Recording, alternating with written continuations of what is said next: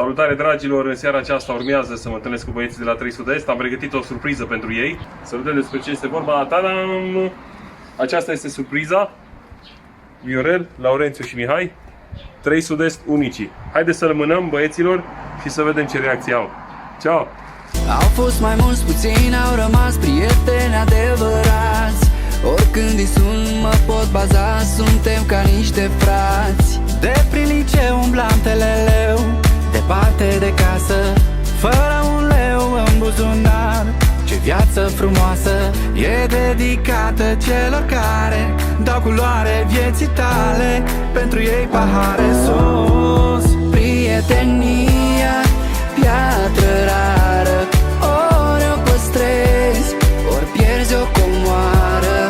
Prietenia, piatră rară.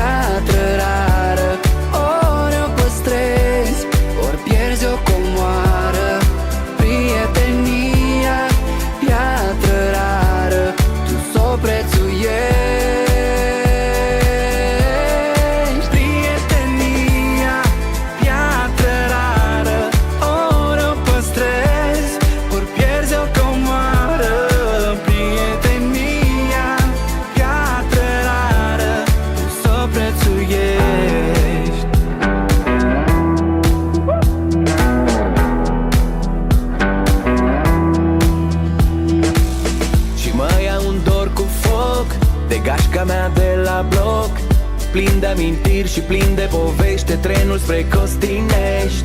Cât ne distram mai știi, la chef prin sufragerii.